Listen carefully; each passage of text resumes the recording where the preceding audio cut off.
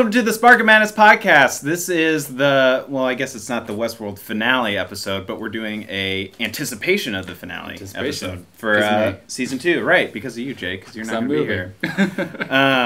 But I think it's only fitting for this show to do an episode where we're kind of talking about what we think could happen versus what did happen. Like that's the whole soul of the show. I'm Matt. This is Brandon Penticuff. Hello. This is Jake Hühn and Ben Philippi again. Ben Philippi. Let's do a cheers to the lady with the white shoes yet again. The lady with the white shoes. Yeah, cheers. Cheers, guys. I didn't get a clink out of that guy. Clink. More drinks for me. That's what she said. Harumph. Boom. So, for this episode, we did a intro, like predictions for the whole season before the season started. We did an episode after the fifth episode for Westworld, which is when Brandon joined us. And so we've had 6, 7, 8, and 9, and then what we think for 10. I'm curious what you guys think of the episodes in between before we get to the finale. Like, what's kind of stood out as something that either you weren't expecting or was really cool?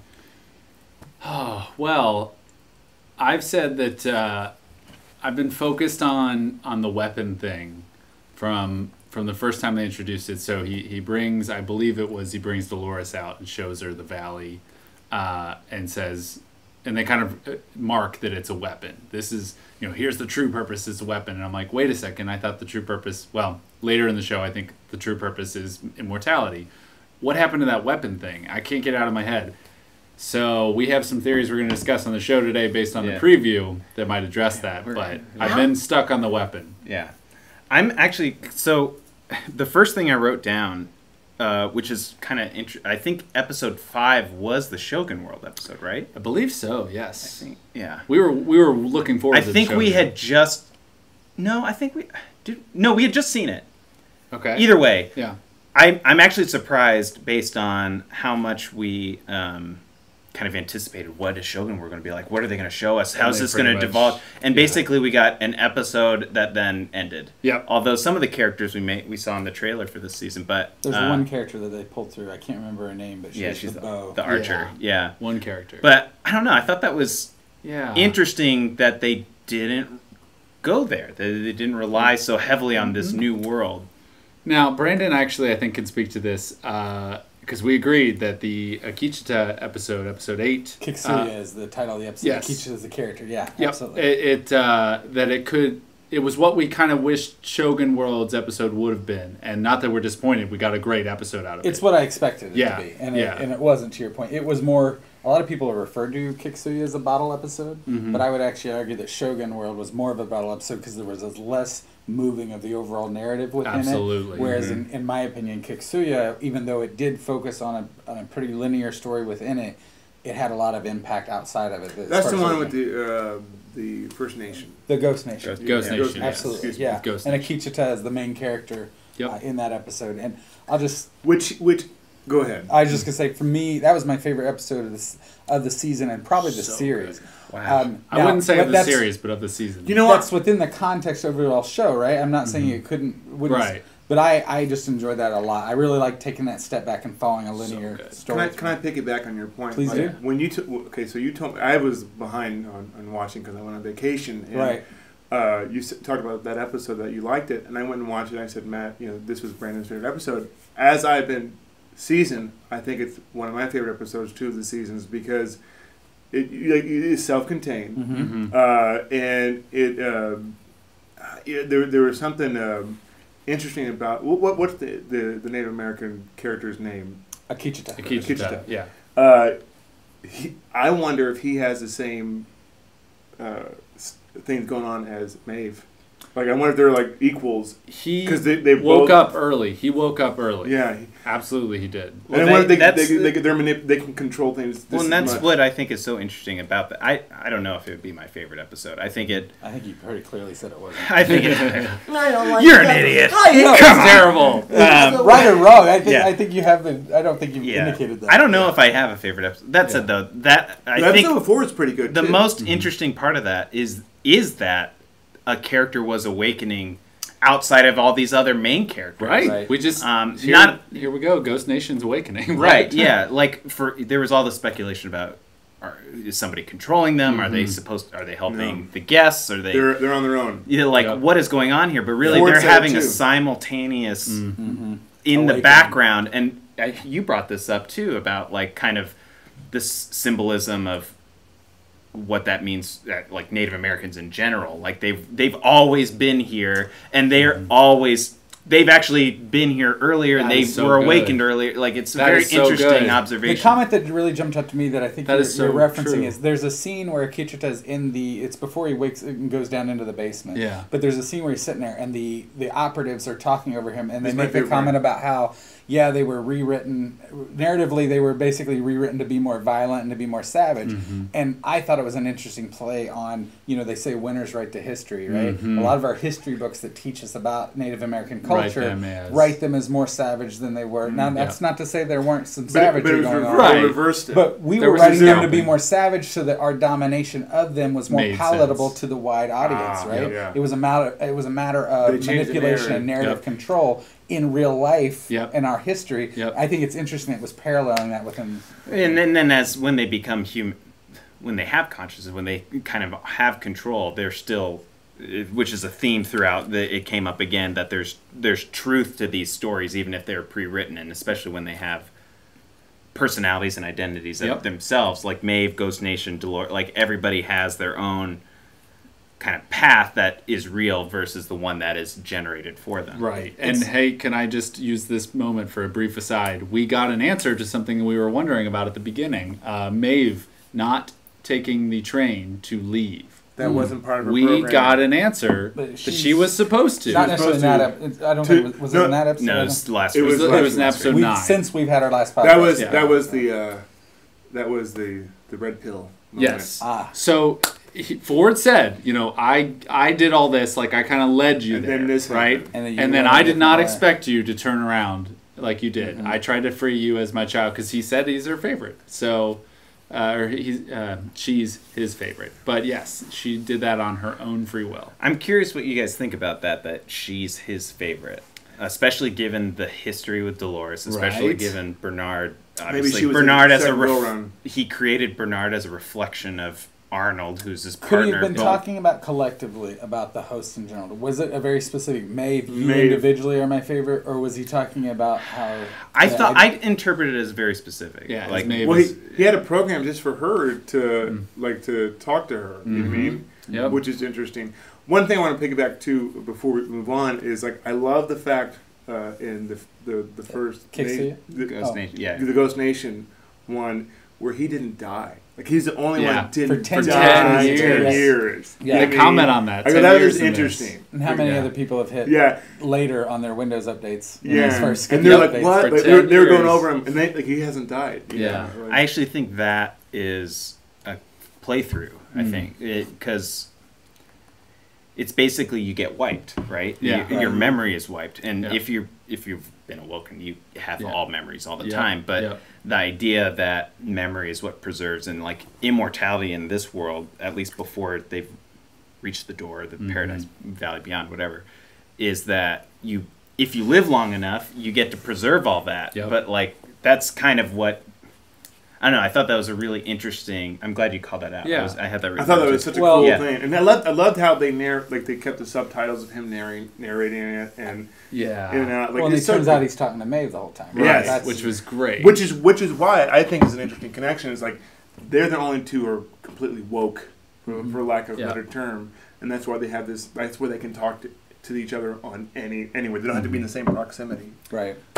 Let me talk philosophy for a second, because I think the memory thing is really interesting, and how we started the entirety of the show to where we are now. So in the first episode, a big piece of how humans were enslaving and controlling these robots, and what was portrayed as the humans' immorality was us wiping their memory. That's what Dolores gets pissed about, right? That's what starts the robot revolution. Is they come to an awakening and they find out that what we've been doing is controlling their memories. That is actually tied into something that humans have written about in our grand philosophy. Like if you take humanity's collective conscious, we've written about memory for a very long time. And in fact, there was a case of a person who got a machine part through their brain and had a very unique case of short-term memory loss. Yeah. Or long the railroad guy. Yeah, the railroad guy. Forget, yeah. So basically, the point is, every second of his day, he's not remembering what just happened to him, and he can't make any new memories at all. And it's a very rare case. It's a very 51st classic 51st dates classic 51st date scenario. But the irony of that of 51st dates is it's a shallow movie, but the thing it's tackling is actually incredibly deep, because a lot of people think you can't have a human personhood without memory. You can't do it. What are you if you're just what you are in 5 seconds? And you're not the sum of your parts either. Right. So following that through line, there's also a comment about memory by Akichita before we know his name in the episode where he's talking at the end where he says you'll live as long as you're remembered. Yep. Right. I love that. So good. You're immortal as long as you're remembered. Right. That actually plays into some of the predictions I have for the next episode to kind of give a teaser. Which reminds me of a line in The Sandlot. Yeah. He hit me. Say it. There's a part where the baseball player kid who's really good at baseball has a dream of Babe Ruth, and the guy comes in as Babe Ruth, and he's talking to him and goes, "Remember, kid, heroes get remembered, but legends never die." Immortality, which is a piece of what is at the heart of Westworld. Now, we're about to get into theories that expand what Westworld is. Which is beautiful because they talk about immortality in so many different ways. They've already brought it up. When you talk about making James Delos immortal, they say, they've already commented, your memory is actually better than what your reality was. I think, I don't know if we hit that. Yes, we had seen the Delos episode. We had seen the Delos episode. Yeah. Who was it? Who showed me that it was like almost taken from the Lost episode with Desmond. It's probably the Lost Expert. It is a homage to it. I've seen interviews since with the director saying that that was not intended, but it's so much to it. It's like hard to imagine. Yeah. But it was so good because obviously they're trying to opening of make season 2, by the way. There was something missing. Obviously they're trying to recreate immortality, and some of the visuals, like he's in hell and he looks like the devil and he's burning, which is kind of a little over the top. But they're trying to. There was something wrong, but somehow they perfected it with Ford. Yeah, somehow they perfected it with Ford. But they didn't. That was a big reveal. Put him back into the body. The whole body side of it. Exactly. He stayed in the server essentially. So the mind. So they. Okay. I didn't know he that. didn't get portable. So they can back you up. What's his name is fine, but he can't be portable. So Delos Ford in the server continued to exist and kept his consciousness. Yeah. He couldn't go basically into a robot body by himself. Right. He was piggybacking onto Bernard, which is kind of like Ghost in the Shelling. Right. But he doesn't have his own. You can go in, but you basically control the world to make it letterbox. Okay. That's basically what you have control over. That's it. You basically just bring these big black ball. It all goes back to outer limits. We control the horizontal. So is Delos still alive though? Is this because they've had like multiple versions of this? Well, now here's the thing: as long as your consciousness can be digitized and backed up, you're still alive. So where is that's immortality? Now, it's in the Forge. Guys, it's time. We have to bring up the preview. Westworld. We're going to make predictions, and we have to bring up the preview now because we've gotten to the key point. There's some pieces in here. We saw, and I have to say, this is how I'm going to kick it off. We see James Delos in the Forge, holding a whiskey glass. Well, you might want to regret. How do you know it's the Forge? We don't know it's the Forge. Excuse me. Yes. No, I think it is. Okay. And I think we have reason to believe it, but we haven't really discussed it. What is the Forge? Brandon, why do we think, Brandon, kick us off. The Forge? Take control of us with your iPad. Tell us theories. Make us smarter. So, and I believe this actually when we talked last, I think we were talking about this, but there is the... Rage. Maybe not, but... There's the cradle, which we saw a few episodes ago. The cradle was essentially kind of like a metrics-like server, which we saw that Ford was still living within the cradle. When we saw scenes of the cradle, what we didn't necessarily know at the time, because we saw at the very beginning of the season, they open up with a clip of Dolores talking to Bernard. Mm-hmm. And she's talking to him, and you think it's like her talking to Arnold. You learn basically it's talking to Bernard, and that she's putting him through testing. That those scenes are shown fidelity testing. Those scenes are in an aspect ratio, so you basically have the horizontal bars at the top and bottom. What we found was that when we went into the cradle and we saw Ford, that was also in that aspect ratio. So you got the clue that when they were showing you that aspect ratio, they were in that alternate reality, that server reality, that matrix, whatever you want to, the cradle. Which it's European widescreen. The point in what you were asking me to, all this gets to the point when you look at the teaser video for next week's episode, where there is quite a bit of it where they're showing it with that aspect ratio that indicates that it's not quote unquote reality. Which we think it's the Forge, which is essentially like the Cradle on steroids. It's a much bigger one that has all the human data, not just the host data. All the human data plus the host data. Which we got teasers to it. Well, and in the teasers, we also have teasers showing Logan, which we've been told at least that in real life he is passed. But in all those scenes with Logan, it's in that aspect ratio. It indicates it's in the Forge. Which, again, this is a great... For one, this is an interesting narratively to do this, to have the Forge, to have this like other world. I feel like it would be remiss not to at least appreciate now going into the finale, for one, what they've been able to do with timelines and what they've been able to do to manipulate us into like what is real, what isn't and stuff. But they've given us now at the end, they give us the clue that the whole time this was your visual clue. Like this was it the whole time. Like before, it was their clothes. It was some other elements. This time, we can look at the aspect ratio. Going into the season, it's like, how are they going to trick us? We're all onto them. Right. But now we're going into the finale. It's like anything could happen. And we have so many speculation. They've accomplished so much with that. I think the reason they can get so much out of it is because they didn't overplay it. We got the scene with Bernard and her at the very beginning. We then got the scenes with Ford where they're in the cradle. But really, with the exception of maybe 15 minutes all season, we haven't really been in the cradle. They haven't been using it too much. Now, from this teaser, it looks like they're going to go heavy into this final episode. Can I make a point? And maybe I made this point at the beginning, and I could be wrong again, at our beginning pod, but I didn't know it was called the cradle, the thing. That was a new development. Yeah, so the cradle... CR4, I mean, it was like a speak spell. Well, think about the symbolism just in that. What was Moses in when he was sent into the river? Cradle He was in the cradle. Basket. He was in the basket, the cradle. The basket. Carrying him to Egypt. There's so much Egyptian... There's so much Moses parallels, especially in the last episode or the last trailer which we just watched. The last trailer has Let's quit messing around. Let's just stop. All right, let's just quit. I'm saying there's a lot of Moses. We've talked for 20, 30 minutes. Brandon, just key us up. All right, like just reveal the... Oh, this doesn't go Bible, does it? Or No. Just let's get to... So the scene is... Okay. So the scene... And I'll pull this up here for the video. And you want to see what I see? There's only one question left to ask. But like kind of set us up with what happened in the teaser that is just like blowing our minds. What really blows our minds more than anything, more than Moses, more than anything else, is during the scene, and all of us, when the first time we watched the teaser, we didn't even see it. It wasn't until it was pointed out that we like watched it again and was like, oh my gosh. In the middle of the teaser for next week's episode, there's a scene where they're out in the desert and there's people lined up, and you see it's right before Maeve says run, where she's screaming at people to run. Behind her, you see this rip.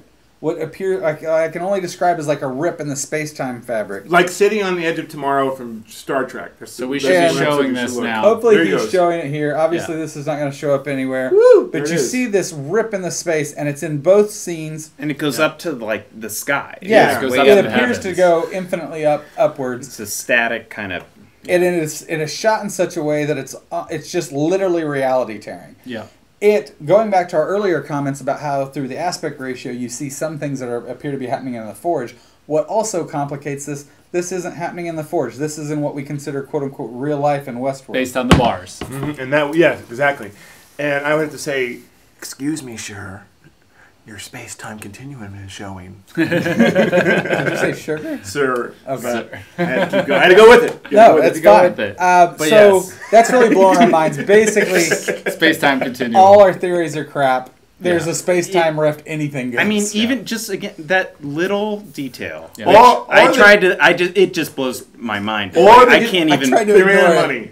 Huh? They ran out of money. Right, that's what I kept saying. It's like, but no, clearly not. Like it it's so look a deliberate. little bit like ripped film. It does look like that. Like I was thinking maybe it's smoke that they hadn't added the effect to yet. Like I just can't. What else could it be? Like it basically, this hint could totally like in the finale, it could change how we perceive. Like, what if this is all fake? What if this is all in? It's an overblown phrase, but it literally could be a paradigm shift that completely changes. Yeah. It. Yes. Which so what if the door? Something more subtle. We've been led so far that we've been led like sheep to believe that the door is the robot saying, when Akishita says, there's another world, we all go, yep, it's our world, it's us the humans, you're in your robot world, we're in the human world. There's a lot of Exodus so so we're all just we're following Moses. We're like, yep, they're going to lead them into our world and they're going to fight humans. Deliver us. What if the entire time the door is into another entire reality? We've been flipped on our heads. The door is actually to a third reality. Do you remember the robot sex in the Moses story? I mean... Oh, yeah. So much robot sex. I mean, this is almost too obvious. But let me finish that up with, we've actually been introduced, so we have plague. There would technically be at that point 4 worlds, because there's Westworld / all the worlds, right? So there's this place that the robots are in.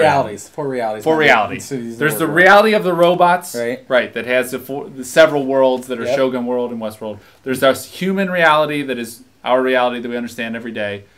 There is the cradle, which and presumably is within the Westworld reality. Which is within, right? Nested within. It's a sub. It's not on its own. It's a sub. But it's a computer reality, aka a matrix of sorts. Right. And the fourth would be another reality within that. Yeah. It's not. See, I disagree with it. I disagree a little bit. Yeah, like we've talked about this because we have like a no. wait, keep religion out of my. Before you disagree, hold that thought. Kidding. Yeah. I'm very on board with the religious stuff. So Matt's trying to be festive with his hat and everything, but he looks like Alan Grant. And this is appropriate because this is a Michael Crichton. Who's Alan Grant? What? What character is that? Jurassic Park, baby. Jurassic Park. It's the main guy. You can't just. You can't just. Okay. Wow. He does. Thank you for embarrassing me. Say your disagreement. Say your disagreement because we think it's another world, Brandon and I. But I don't think the time rift. I don't think we know what Brandon. Actually, we don't know what Brandon thinks. I don't think this is a rift into go to the different location world, right? Yeah. I don't think so. I think this is a rift in time, which we've talked about. I think this is all about. I think this is going to bring to a head all the different, I'm watching myself do this thing I already did. I'm watching myself, I have all these, is this real? Is this happening right now? I think this is actually all of, maybe even symbolic, honestly, that it's all going to converge on a present time where you're not in a loop. Maybe, we don't even know. Who knows? This could be happening at some random time that, in the first 30 seconds, this is happening, 100 years ago. Right. Or, this isn't the present. This is happening before. Who knows? To me, do play with time. This could be the thing that's no. This could. I think this is the door, but I think this is culminating in what we were talking about. This whole existential idea that we had at the start of the season where we just saw Bernard be like, no, I'm making my own decisions. Get out of here, Ford. And he's entirely his own voice now. Yep. And so making all those decisions that now you're not caught in the programming. This is you're out of the loop, and you're in the present only. Right. I think that's where this is going, is a time thing. I believe if I remembered a theory that I had at the very beginning of our first podcast about Westworld. That doesn't sound like anything to me. I wasn't here. So. Exactly. But I said that what if this is not even Earth? What if that's some kind remember I said what if they're not Earth because what if that riff was to show what the planet was really like? And they're on another planet, Mars or something like that. Are you ready to looks know like Mars. Have everybody got their fantasies out? Yeah, I got my fantasies out. Yeah. This is a barrier that the people are putting up. This is a barrier basically to trap keep Westworld in. It's not a riff. Yeah. It definitely evokes that. I get Star Trek vibes. It's just a barrier. It's a barrier that they're closing. Yeah. And Truman Show. So Clementine is doing their bidding to kill them, right? Yeah. So we see Clementine running in. They need to get out. It's a barrier basically to trap them. So it's like the Truman Show. It's a dome. It's the dome. Yes, I mentioned dome earlier. You did. Which piggybacks some idea. Maybe this is a different planet. You know, well, the different planet thing's true could be true regardless of the dome factor. It's separate from the dome factor. Maybe it's a dome. I don't think it is, but how do you explain the? Is it lazy Chinese writing? Military that out in the sea at the beginning of season 1? Oh yeah, shit. Yeah, we should talk about that. Okay. How do you explain the train? I know they stopped. Is the train just on within what context? How do I? It's a monorail. It's a train with wheels. What do you mean? Why wouldn't they take the train out? Why wouldn't they go with the original plan? We know the train goes into the mountain where the mesa is. Yeah. Right, because we saw them send the not train that train. He means like the train that the modern bullet train to get into the mesa area. Either way. Why don't they take a train out instead of? Why do they have to walk out through the barrier in this? Because I think you're right. Because actually, I'm just gone. Tell me the answer. I'm not suggesting. I mean, this group is going to where Akichita saw the door, which was out in the valley. Right. He didn't see the train. He didn't see they might not know. So from his perspective, the door, which as we think is like the door to whatever facility houses the forge that we saw in a flashback William building when he's talking to Dolores. I think that might have been when he referred to it as the weapon. That's what I'm referring to. Yeah. I think that's what he thinks is the door, and that's why he's leading them in the direction. I don't necessarily know how Maeve ends up and her crew ends up here. I don't. Right? Yeah. We got an hour to tell. We know in some of the preview she's fighting in the mesa, which we know she's like flayed up and everything. So her team must come to help rescue her. Yeah.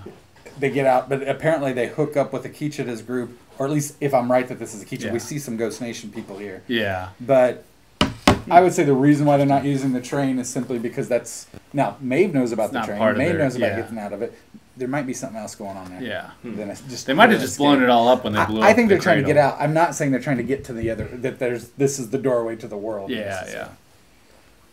So wild. Speaking of this as a destination, go ahead. No, finish your thought. There might be more as far as the connection between her and Akichita. They were talking, and the last thing she said to him was, "Take my heart with you." Yep. I don't know if there's. I don't necessarily. I'm not trying to over speculate that there's a romance between the two, but he has her daughter. Yeah. Right. They're both woke. That's probably the reason why she's reunited with him is because he has her daughter and she's trying to connection. Yeah. But that's their connection. I think they have. They've taken the red pill. You know what I mean? Yeah, in the Matrix. And they had the most controlled sense that they can communicate. And they care for someone. Yeah. You know. Well, and then they've got this angel of death and Clementine with the code and coming to kill them all. True. And Ford said he didn't know why what's his name was he was trying to figure out why is he Akichita? Yeah. Why is he okay, I have to bring something up. So we've kind of covered the rip in the space-time continuum. Can we talk about the end of episode 9 when a knife is plunged into the arm of the man in black in the same spot that Bernard plunged a knife into his arm? We're going to need to talk about this. Yes or no? Is he a bot? Is he a host? I'm going to say yes with the asterisk that I don't think I'm right. Just say yes or no, then we'll talk about it. Oh, sorry. Okay, maybe yes. Maybe yes. What do you think? Yes. I'm definitely saying no. Saying no. Strongly saying no. Because they wouldn't just give us that hint. Yeah. I get it. The only reason... Really, it's from the show. Twisted the bat. Sorry. Yeah. It's really from the show perspective, like, you're just jerking me around. Right. The other is, I think it undercuts, way too much. And it'd be too hard to explain. This would be the time to do it, going into season 3. All right, we've got a whole season to explain all that. Right. But I think it undercuts the core emotion of the show. I think it undercuts the development they had that he has been death. I haven't forgotten about that. I think that's the most interesting side of this. And then we have this whole suicide episode. Right, he's been death. He's death, basically. He's death incarnate. Then we have all these memory things. I think it'll come to a culmination that really the existential crisis we've been talking about with the characters who've been awoken is actually it's going to come through. It's going to come through most strongly through through a real person. Right. That no, this is all real, and you have to deal with it. I think that's actually the most interesting outcome. Is that he we're not even talking about he just killed his daughter. Right. At least from our perspective, he killed his daughter. Yeah. Because he's lost a grip on reality. Right. That in itself, to me, I don't think you need to trick us there. No, that's you don't. So interesting in itself. Yeah. I do think it could be misleading. It could be a total. You're right. They don't just hand us clues like that so easily. So you're right, and they can't. Okay, so he would have had to have become a host at a weird point in time because we already know he was a human when in the very beginning of the show when Teddy was shooting at him, right? The guns don't work on him. The bullets didn't hurt him. Yeah. There were several times. But he could be programmed to the bullets wouldn't hurt him. There's so many variables. Yeah, they'd have to explain too much. Yeah. And the part of it then too is that bullets are ripping people to shreds now, though. Yeah, they're not hurting him. Basically, it just becomes. It's that's my argument. There's a he's difference. living too long. Well, it's like he's been getting beat up and he's fine. Mm-hmm. You know what I mean? That's my only logical argument. That's my only way why I say possibly. To me, they want us to think about it. It becomes a waterfall of lies. Yeah. Like, it just is...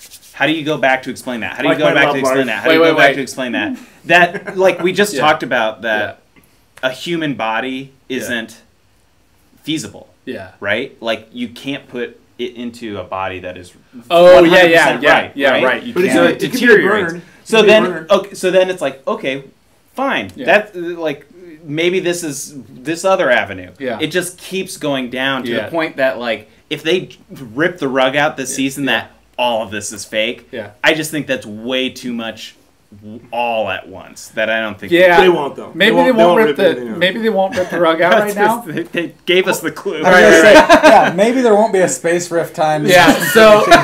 So let me just say this though. Let me just say this though. If they are going to constantly keep us wondering what's true with the Man in Black, wouldn't that be fitting of his storyline, considering the entirety of his reality has been gaslighting people now? That's true. It's just saying, it's trick. Like his wife and his daughter, it was just playing each other, just constantly lying, hiding the truth. I've got a basket here. Okay, I'm going to open this basket. First of all, if you go back and watch the last podcast... Sorry, it's Cradle. You're opening the Cradle. No, this was the basket. It's different. If you go back to our last podcast, you'll see when I was on the screen, you'll see that the aspect ratio changed. Yep. I've been saying he's a bot for the last 5 episodes strongly because that's true. It's true that I want it to be true. No, you did say that. A couple things I'll say. One is I think one thing you could say in advance of the storytelling here is it ultimately doesn't matter. He is broken and is as a tragic character, regardless of whether he's human and That's bot. true. So I think that's worth. Story's already been played emotionally. I will say, with the exception, the one thing that puts doubt in me as far as him being a bot is the fact that I agree that him killing his daughter would have less resonance if it's not a human. Is she really dead? Yeah. Well, was she really not human? Yeah. We didn't see her readout. We only saw his. She's the one that I'm like, yeah.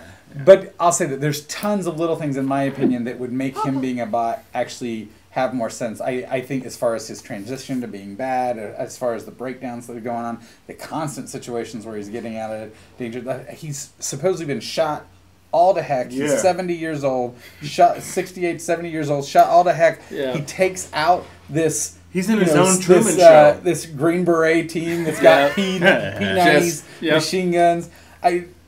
All right, there's some ridiculous going on no matter what the answer to that question. I just had a... So he basically, Westworld is the Truman Show. Everybody's in a glass dome. Right. But that's the connection. Yeah.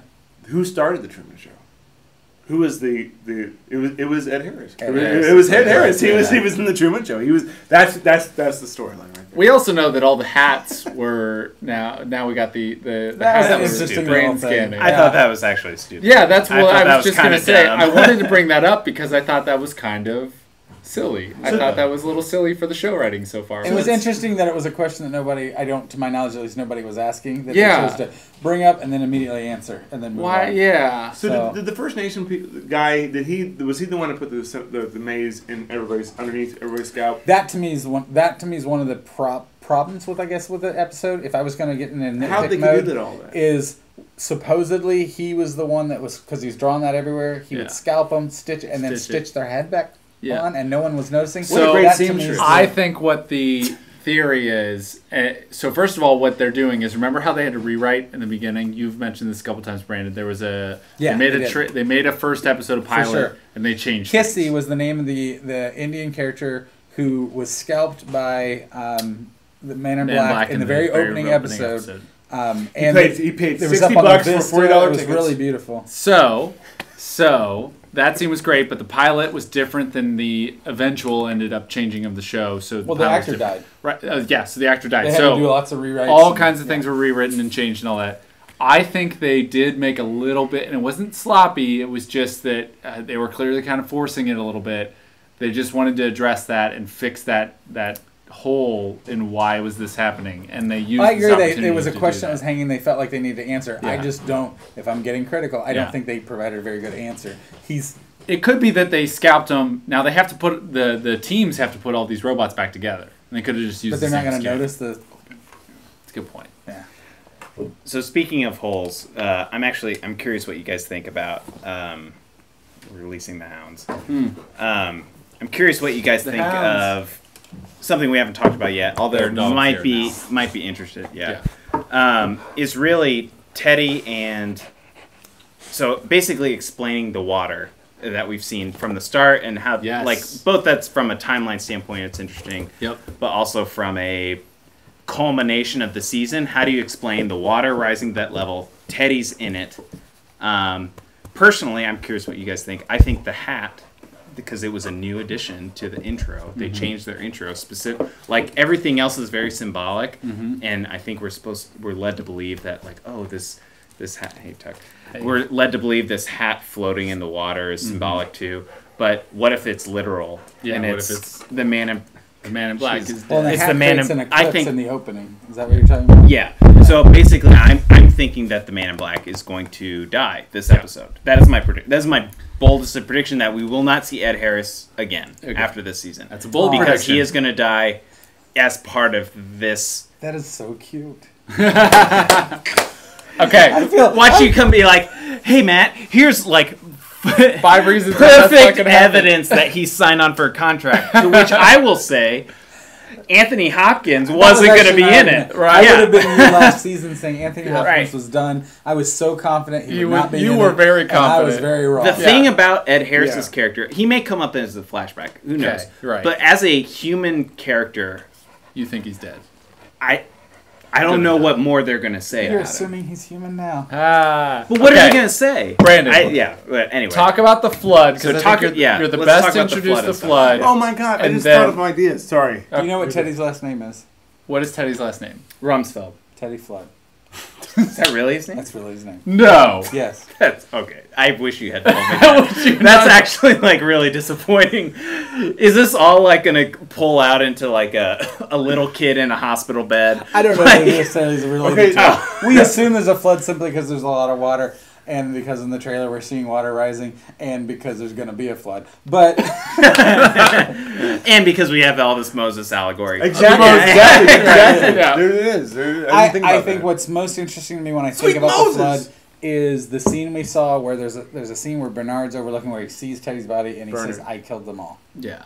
There were different theories on that. Is Teddy equal Bernard? That was one thing I thought was interesting. Teddy equals Bernard was a very clever. But and obviously I don't feel like that's the case. What we were seeing was some clips out of the cradle that were showing up. But I do think there's something to when Bernard says that he killed them all. Yeah. I do think he feels like he had something to do with it. Either it's part of what we know he's going to where we left him. He left LC by the side and he said he basically needed to do it on his own. And he's going, we presume, to destroy the forge. Yeah, right. Does that destruction of the forge cause the flood, which kills him? And that's why he's saying he killed them all. If the forge is where we hold all human data, then it would indicate maybe he killed a lot more than just the host. He killed all the people that were hoping to be preserved. But that's of course before the space. It's also very interesting to me. What is the transition? It pulls up maybe the time rift. Honestly, what is the transition to Teddy? Like in this, they made it the most emotional. They made it the culmination of episode 9. Is Teddy killing himself? Yeah. Oh yeah. I don't know if for me it didn't land as well as some of the other stuff to end on that episode. End that way. Well, they technically ended with the knife, didn't they? I thought they ended with the Man in Black knife scene. That was the end. You're right. Actually, that was the cut to black. That was the end of their you're right. scene, though. You're right. It was cut to black. The end of their scene was I'm mistaken. I am mistaken. But that said, to transition from Teddy having killed himself to then how does he go from there to water? Right. Like, what is that process? He didn't die near the water. Well, the whole canyon is flooded. Right. There and so go, it seems like they have a lot of story to tell. Yeah. Which again makes me a genius for predicting that it's a time rift that they're going to I don't think the aspect ratio is different in that scene, but I certainly wouldn't mind going back and looking. But to me, what I think is they may not even show the flood. They may not even show it. We see in the previews, we see someone's feet. I think it's Bernard standing on desert, and we see water starting to pool around it. You're right that we may not see the overall flood, but we at least see something that's indicative. They could end the season on the flood starting. That's true. And the only other time we've seen water like that, and correct me if I'm wrong, is the Bengal tiger. Yeah, right, and it floating in. Well, that's almost like a moat between. But that's it's not after the flood, is it? I don't know if we know. Maybe. Yeah, we don't know the time. So the tiger washes up. That's when that's when Emily crosses over from the Raj. Yeah, but over to Westworld via water. She jumps into the water, and then later on we see her coming out of the water and the body of the tiger on the beach, and Ghost Nation sitting there looking at her, and you think they've been messing with the timeline the whole time. Because we just don't know before we found out what the tiger was, Bernard and the group stopped in their little Humvee down there to see the tiger already before that happened. There was a scene where they see it and they go, "What is it doing out of the park? What the heck?" They did. So is this happened before? Or what happened? Is basically what they're gonna do is at the very end of this episode. Beep that out. Is they're gonna synergy with our other podcast for Fight Club? Is they're gonna have just a flash second of Jonathan Nolan and Lisa Joy just flicking you off.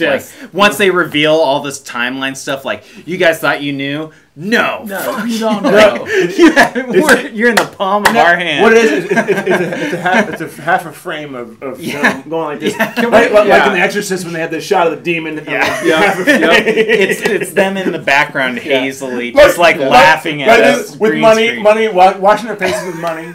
Okay, let me tell you that I think I think we can get closer to the answers if we analyze something that's a little bit more boring to talk about, but is truly at the heart of this. What is the intention of the corporations and the people putting a lot of money into it? What is the intention of this? Immortality. Well, I think the whole dynamic is actually that versus Ford. Yes, I think they're you're right. competing. They are. You're right. I think that there's an intention of the money interest and Ford's interest. I think it might be worth inserting in the conversation and see where it goes.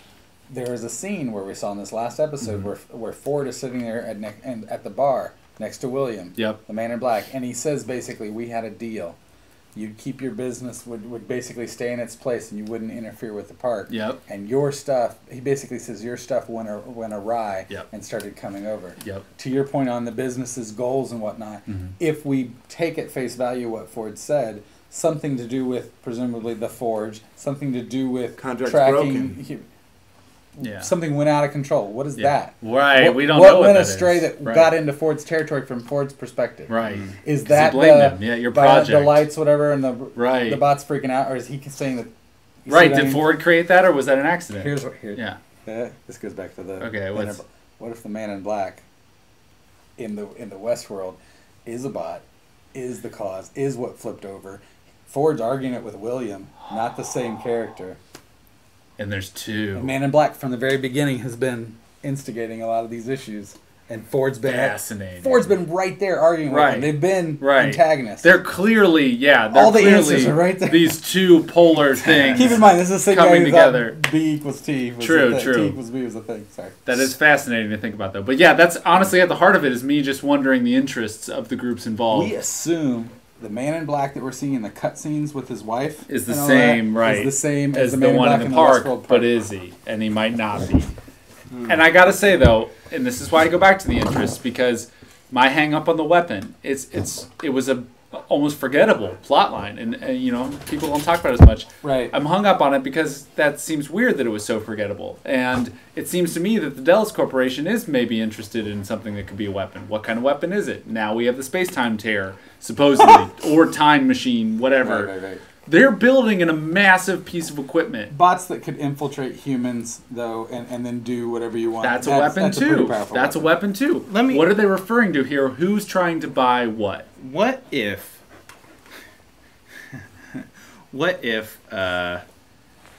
just dragons flew out of there? What if Tony Soprano just walked out through the gate? The entirety of HBO. It's just like, you all just are drones for our TV purposes. What if they really just want to throw it in our faces? Yeah. You've been just slaves to this show, slaves to this network, and we are eating Translated, that was Matt giving up. Yeah.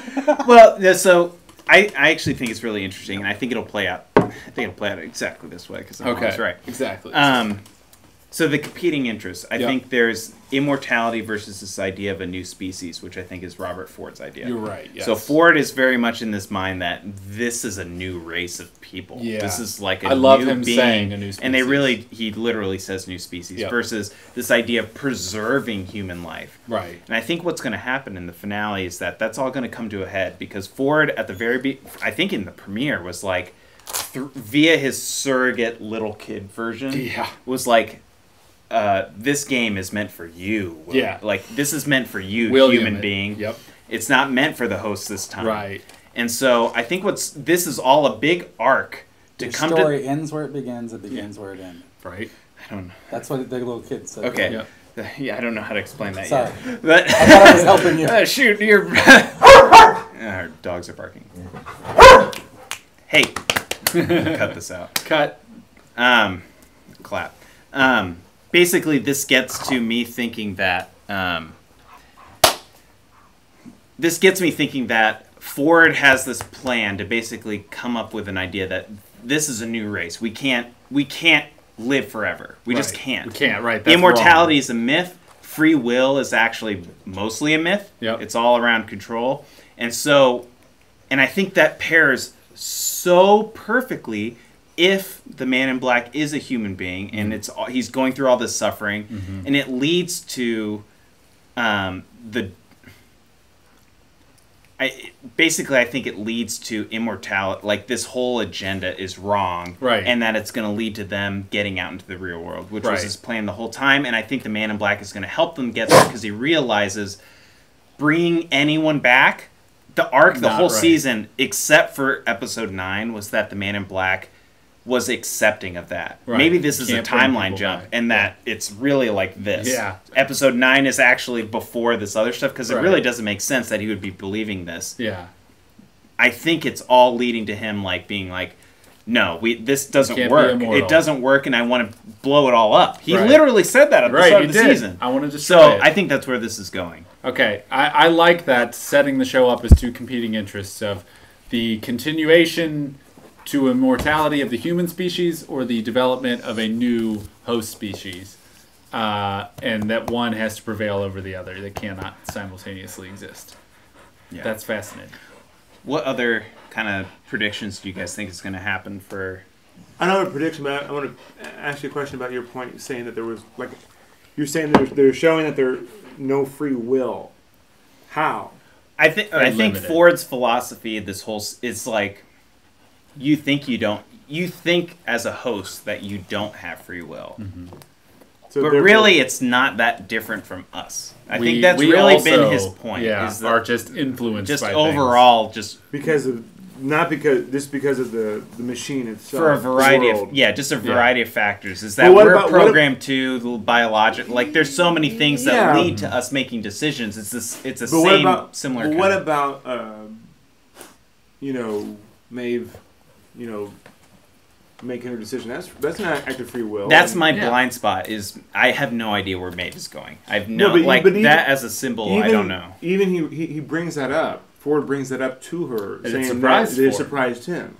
So it that may be true. World. It may be true that Matt's theories on his assumption on Ford's beliefs are all true, while simultaneously his beliefs are being shaken a little bit. Matt's a really good person. Yes, but also Cyclops shot himself. Right. So I mean, because maybe he doesn't have free will. Well, maybe the lack of free will that he realized he's a nihilistic. The thing that we haven't gotten to that I know we brought up in the first episode. This is where I was going originally. Was that the whole idea of a new species? Was that again? I think there's timeline jumps here that we're not aware of. Yeah. That Ford is like, this is happening, and it was like this surprised me. Is that again? I'm very particular about what they changed in the intro, and in the intro is the mother and daughter scene. Yes. And that to me, we talked a little bit about what is new life, what is creating something new beyond what already exists. Yeah. And I think that is the new thing, is that they have the capacity, which maybe Ford wasn't aware of, to create something different. Yes. And I don't think we've seen what that is yet. But you're right, because if there's going to be a new species, there has to be a procreation of that species, and we have not addressed that at all. Right. So as far as predictions for the next episode, I think for me, one of the things I'm kind of looking forward to, and this is if the Man in Black is the bot, I would love for that scene in the teaser where we hear Dolores say, freeze all motor functions, if she's talking to him, and then he freezes them. And that's how he finds out. Because theoretically, if he is a host, arguably, digging in his arm, he shouldn't see anything to him. Right? That's true. So I wonder whether he could have even verified. I think woke hosts, Bernard shows woke hosts can determine their own hostliness. Once he became aware of it, he was able to like self-heal, and when he knew he needed to... it's an interesting point. If you think from a structure of an episode, what are they going to do? Yeah. Are they going to wait until the very end to show us what is revealed there? Right. And if that happens, to me, it would be like really jarring to start an episode with like, let's just pick that up where we left it off, and the man in black is digging in his arm, and he's a robot. And then just dump this huge revelation. They don't do that. Just early. So they will hold that off. To me, I think the opening shot is Dolores cuddled up next to Teddy's dead body that we see in the trailer teaser. Because I think that literally is almost like a shot for shot. I think that's where it starts. Yeah. Well, what it's interesting because I'm curious what their interaction is going to be when they reunite. Who? Dolores and William? Yeah. I think it's going to be the big driver. Yeah, I was saying that now that we know Dolores has all her memories, this is a really good call. Dolores has all her memories. And he's remembering This might be the first time, ish, they've met where she remembers him from all the things. And she has agency. She's not, agency. Like before, she was like, "Oh, William, help me," and he's like, "I'm the one you're running from, essentially." Right. And she's going to be screwed up. You didn't even realize what's going on. Yep. Well, and she's also going to be screwed up because not only they fell in love with each other, he's raped her. He's killed her. They've done the whole gamut. Yeah. They had a whole love story and a terrible villain story. Well, I think she loved the young William, right? She's always afraid of the old. She didn't realize they were the same person. Exactly. Because of her own loved the young William, afraid of the old William. So it's interesting that Teddy's died off. So it's like. You're saying he's made room? There's room now. There's room now. There's room at the end. They have to wrestle with that. I'd be curious to look at frame by frame shots if he's we saw Delos in the teaser. Delos is in the teaser for the next episode. But I never would have expected that. Right, I never would have expected that even though. Like, where is that going to go? The data from the cradle may also be the data in the Forge. I think it's obvious why you see him. The Forge has been described to us as the place where they're holding the human data. Right? Yes. James Delos was human. But obviously we saw the ball. But he had the scratches on his face, too. In the trailer. We think shit goes down in the Forge. You're talking about when we see him with the gun. I'm talking about when he's holding the whiskey bottle. He's not scratched up there. And I think that one's... Yeah. The thing that's interesting to me is, again... But why is he the same scratches on after they burnt him? It's more narrative. Like, I'm curious what... Maybe they're wrapping up this idea that it just doesn't work. Like, doing this doesn't work. But I don't know what his presence is going to add. And maybe they'll surprise me, but I'm same type of question to his son. Why do we see so much Logan in this teaser? Logan has not been a factor this season. That is a very good point. Logan is a sub-point. He's like some flavoring for what happened.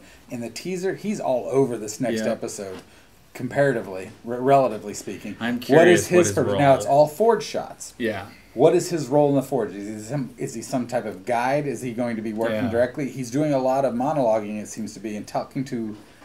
I think that's... What could be interesting is maybe people can live in the digital form, right? Like maybe they can actually make conscious decisions and Ford did in the cradle, grow and in the Forge as well. Like for a show that's all about what does it mean to be... Moses. It's so Moses. Yeah, for a show that's like, what does it mean to be human? What does it mean to combine technology with what it means, like, to then be like, oh yeah, the digital form, regardless of your ethereal body, is irrelevant. Yep. Like, you can just live on. It's very Black Mirror. When they were saying amen can do that, they meant amen. Amen. Yes. Hey, what if this? It's interesting. This could be a stupid duck hunt shot down theory. Yeah. Dolores. What if part of Delos is in Dolores? You know what I mean? Like, too. Dolores. Well, I'm saying, like, what if there's something... Ford's big thing is his dog. We always see his greyhound, right? We saw it in the cradle. What's dog backwards? I'm just saying. And we're done. No, I think there is point. I thought this is where they were going to cradle before we were aware there was a Forge. Sure. I thought this is where they were going to cradle. What Matt just said, that why even try to put us back in the physical world if the digital world is the same? Oh my god! And then what is the time rift if not just the digital world? It's all going to be dependent on what the good Ford tells us. Yeah. I just thought of something just now. The imagery, as we're talking about Moses and stuff. You had the rift in the time, and you had the flood. Yeah. That's when so when they were crossing through the river, or the ocean or the sea. Was it the Red Sea? Most parts of the Red Sea. Yep. It collapses on them. Mm-hmm. That's so much imagery of Moses of it collapsing on people, and people are getting washed away in the flood. So I think that scene is very much Moses. Sinners. I think that scene is very much Moses, but I think the rest of it is just other biblical. Because in Bible times, Moses is post-flood. So. Yeah, but the cradle. There's the idea of the ark. There's so many things that it could go. But I agree. But I think the Moses Dolores marching them to the promised land. Moses allegory. It's very.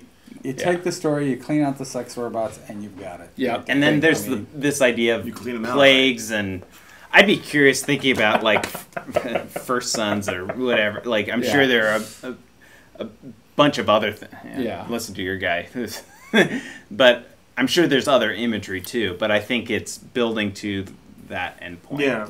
I think an interesting parallel also, I don't know what it necessarily means, but you have the man in black who drove his wife to suicide, and you have Dolores who drove Teddy to suicide. Yeah. Right? There's a mirroring there. There is a mirroring there. If she had a child that she had killed at some point, it'd be interesting if there were other parallels, but that one is not nothing. Well, and now I'm totally speculating, but the hosts are supposed to... Spoiler alert, that's what we've been doing all episode. The hosts are supposed to be mirrors of the guests almost. Right. Yeah. What if they are so improvisational that Dolores is all... I don't know. What if she has become just a mirror? Maybe not programmed, but she's always just been a mirror of Man in Black the whole time. That was one her of the first things in season major 1. encounter. Man in Black was really huge on he wanted finality, right? Yeah. He wanted there to be death. Yep. He resented the fact that the host could live forever, or that it all wasn't could reality. Be repeated and everything. There was no punishment. Yeah. In season 2, you have Dolores who resents things. She wants to destroy. She wants to fight humanity. Yep. I think. Whether or not it's intentional, I think you're right that there's some parallels to their arcs. Mm-hmm. Whereas in season 1, he was very much on this mission to do it, and in season 2, she's almost on a reverse mission. Yeah, it's they've adapted. He wants to kill the parks. She wants to kill the humans. For the sake of maybe the entire time we've seen Ed Harris's character versus younger, younger William is. Billy. A version that they are getting data, and it's we are adapting from you. Mm-hmm. I also think, just philosophically, if you were able to digitize your consciousness or digitize your being, and then you had a physical representation, what age would you show up as? Right? Why is it that Logan's age is what it is, and James Dallas's age is what it is? I wonder that in all kinds of representations. Obviously, died and decayed. But that's a life and death question too. Or ghosts. If we die, there's so many different versions. Is there perfection? Right. Is the latest version of ourselves? You get to choose. In heaven, you get to choose your visual to choose, form. right? Yeah. There's many complications to that. We can go down a whole rabbit hole. And see. All right. Well, I want to say that the whole parallels between the Man in Black and Dolores, and then there's obviously Dolores and Maeve this whole season have had parallel storylines, kind of arching towards a goal but not intersecting. They briefly touched, and then it's funny. I thought for sure that Maeve and Dolores were going to have a big head-to-head at the end, right? That's and I thought it was a preview when we saw them cross paths. Right. But instead, we're getting Clementine and Maeve. Yeah, which is very interesting that they didn't resolve that. Oh, my darling. It's all a Huckleberry Hands. Mm-hmm. Oh, my darling Clementine. That's the rift. That's it. Changing the channel. You were normal, but now you're brainwashed. Oh, my darling Clementine. Yeah. Any other kind of lingering thoughts before we go into the finale? I like the colors. I thought it was nice. Yeah. Beautiful. I do have some good questions in mind for the next season. Okay. But I don't want to. It's obviously this isn't the time. Yeah, we're trying to do the finale. Yeah. I would just say as an end point, just how impressed I am with the whole season. Yeah. To take season 1, which was very much mystery box, that answered a lot of those questions, and then to open up even more and still keep us so engaged with it and so attached to the level of engagement that we were used to with season 1 is, I think, just a testament. Well, we talked about the Alice in Wonderland theme. What was the first one called? The Maze? Maze was the Maze. Now we're at the door. Season was the Maze. And then you go down to the rabbit hole door. Yeah. Next one, you're going into Wonderland. So it's like it's the same. It's the same concept. But the more you go into it, you get answers, but then there's more questions. Well, I think when it comes to puzzle box shows, it's hard for me to disassociate this from the experiences of viewer watching Lost. Yeah. Which very much, and a lot of the complaints that people had with the finale of Lost had to do with the fact that they weren't satisfied with the answers they got to the questions. Well, and I think either because I've got older or because this is better told. With Westworld, I'm enjoying the questions as much as any answer they could get. That's a very which good is point. life. And I don't know that I can say that life. for Lost, even though I'm not one that hated Lost's finale. It's understandable. But which is a metaphor for life. Yeah. You know, we think the answers, but let's enjoy the questions. Yeah. But Lost, I think they didn't know it. I think this is more well thought out. I think Lost was like some of the problem. It stinks that it's J.J. Abrams, because this is my biggest complaint about J.J. Abrams. Sometimes, and of course, the last Star Wars movies is an example of that. J.J. Abrams creates these mystery boxes, and everything is really clever and everything. But I think sometimes it's just like he just creates it, doesn't really have a really good plan for it, and sometimes you just throw the lightsaber over your shoulder and don't even use them. But I'm saying, like, that's my problem with J.J. Abrams. Now, that being said, Jonathan Nolan, Christopher Nolan, brother, who's a great writer, I think has a better helm. Can I say one bad thing? It is not coincidence, in my opinion, that J.J. Abrams' finger is on both. Yeah, but where you can say he's not controlling it, and that's absolutely right. It's not a coincidence that both Lost and Westworld had him at the beginning. So I do, but I think J.J. Abrams is not good at the nitty gritty stuff. I think he's good as he needs someone else. I think so it's nobody's great at everything. What was your last? Okay, so this is my Jonathan Nolan problem, and I've seen it in dialogue and Batman and a lot of Christopher Nolan movies, but.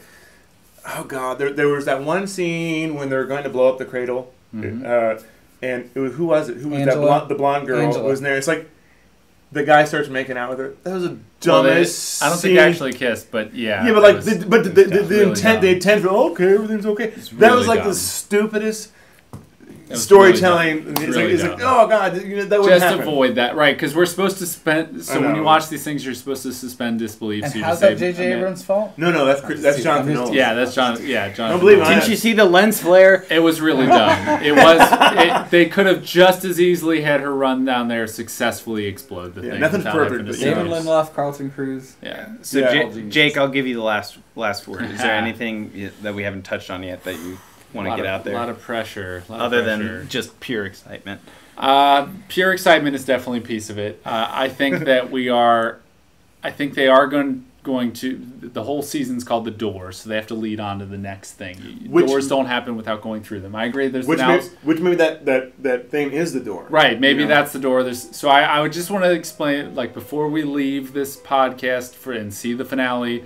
There's going to be resolution to the door because there has to be whatever the next season's theme is, right? Mm-hmm. And the key! Gosh, we forgot the key! There has to be a resolution, so much that there was resolution for why the first season was called The Maze. Right. Which there has to be at least that much. Was very esoteric and very much up to interpretation. It's true. So they could do that. I don't know if we'll 100% get it, but I'm just saying they're going to do something along the lines of the door, and we are going to get some resolution to this whole, are we going to focus on going into the computer world more? Are we going to get more into a alternate timeline or an alternate world? There's a lot of paths they've set up. I think they're going to pick one at the end of this. Yeah. I agree with you, actually. Yeah.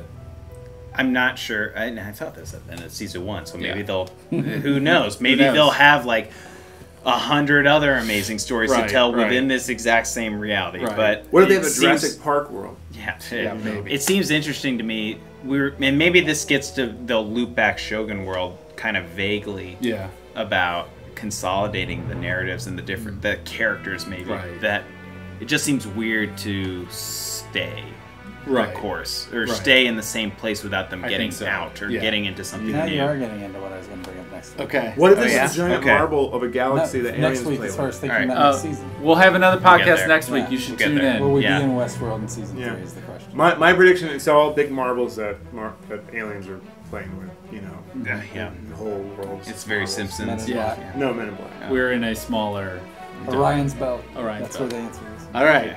That's the second time I've embarrassed myself by not getting a reference. So I think we hit the end. We've hit the end. Yeah. All right.